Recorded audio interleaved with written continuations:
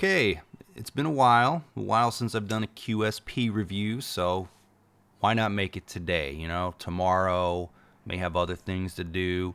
We could be dead, so why not watch a knife video on YouTube, right? But today we're looking at the Rhino, and perhaps the most impressive thing about it is that QSP has not used the name Rhino until now. Animal names are very popular. Now it's pretty obvious here as it's like, it's stout and gray. I mean, I guess you could call it the elephant, but I imagine looking at the prototype in the meeting kind of was like, man, I don't know, how about the Rhino? It's like near the end of the day. Are you sure we don't already have a Rhino? I think we need to do a little more research on it before we decide, and I don't have anything to do tonight. We've been looking at pictures of knives all day. Anyway, I'm only going to waste a few minutes of your time today, so let's get right to the dimensions. Got a whole bunch of videos to get done this month, a whole bunch by my count. It's like 5. I'm lazy. I have limited time. I don't think I can get them all done, but I'm going to give it my strongest 10%. So, here we go. 10%, the Rhino. Now, the Rhino ain't cheap. It's one of the more expensive QSPs out there. It might have to do with the generous Mokuti, which is a variety of titanium Damascus known for its opulent purple swirlies. Starting with the blade, we have a reverse Tanto blade profile that's also kind of a Tanto reverse Tanto, made from the M390. Do the Tantos cancel one another out? It's just a reverse. Now, M390, as you know, is a wear-resistant steel, and I mean, you might, the drill. M390, a knife with titanium, has like a 75% chance of having an M390 blade. They just go together. At night, to fall asleep, I just repeat M390 and titanium repeatedly, and it does the trick. Now, blade has a few ways to deploy here. We got the tri-way deploy. Can we call it that? Somebody gonna get litigious? At its heart, it's just a standard flipper. But, flipper doesn't have owie parts here. It's a decent flipper. Blade is on bearings. And, pow. No drop shut here, but it is smooth. You can even front flip it. Although saying this is like saying you can front flip the Spyderco Shaman.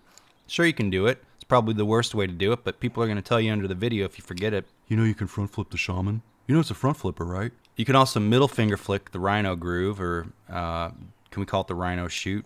You like that? Yeah. It's not really that hard. You can catch it a little bit. There's not really anything to catch in there. It's just deep enough to flick it. And it all locks up with the really cool frame lock. Little steel insert there, because titanium's a little softer than steel. That's why they have the insert on the lock bars a lot of times.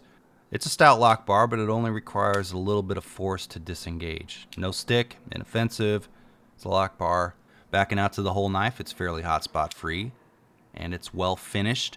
Now the diagonal texture on the backspacer and blade spine is contoured and rounded. Kind of looks like a candy cane or a barber's pole. Now I'm sure there's a specific name for that type of machining technique, but I hope I can die without ever knowing what it's called. Please don't tell me in the comments. Now, for example, my TV has something called an X processor, and I've read threads about X processors. I don't understand what they are, but I know it exists, and I think my brain would have been better off remembering the name of a coworker or a family member's birthday. But what's really important is there's still debate on whether the X processor can handle 4K 120 HDR. Did we do the handle part? All right, I don't think so. The grip area here is kind of like I can crowd my digits in there. It could be a little bit bigger, but it's a bigger knife. If people don't like bigger knives, I don't know. It's my opinion, okay? I'm always paralyzed a little by the fact that there's going to be a guy that shows up down in the comments. It's like, I prefer Shabazz because he goes a little more in depth on the knives, talks about them more. Advanced Knife Bro, he doesn't really get into it. Pocket clip. Now this is a very safe looking knife with most of the sass in the pocket clip area, a little in the backspacer too, but you can't see much of the backspacer. Now if you're a pocket clip guy, this is your knife. It's thin. It's got this cool ball part there. Kind of looks like, remember those pogo balls if you look at it from the side? It's got lots of purple and orange squigglies. You're going to be real mad the first time you catch it on the side of the brick wall when you're cutting it a little too close. Like you're going to be super pissed. A good third of the knife's price is in the clip in the backspacer. Probably a good half of the knife's price is in the clip in the backspacer. So you're best off to keep it in a drawer and pull it out occasionally. Look at it softly like it was a person. But the clip functions fairly well. It's pretty thin and it'll look great with the big gouge from crawling under a car, changing the oil. Am I right? Comparisons. QSP makes a great knife, but unfortunately I have given most or all of them away in giveaways. Might give this one away too. So here it is next to the Spyderco Paramilitary 2. You know, this knife is pretty Mokuti free, you know. Some people would should I throw it away? Got a flame pocket clip though. That's pretty rad if you like you know, deep carry pocket clips. How about another popular reverse Tano? These are like $315 now. I remember when they were a very affordable $270.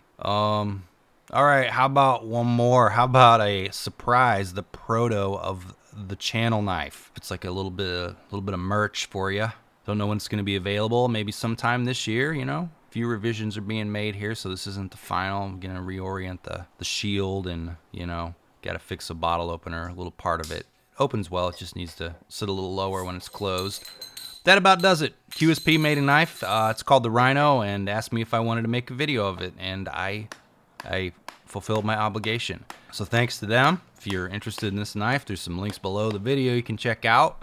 Now these chill people are the patrons that help keep my camera gear and computer gear upgraded. The best way to experience a Mokuti backspacer is in 4K. And I don't even know if I'm saying Mokuti right. And honestly, I don't care. Sounds like Cootie, so it's probably wrong.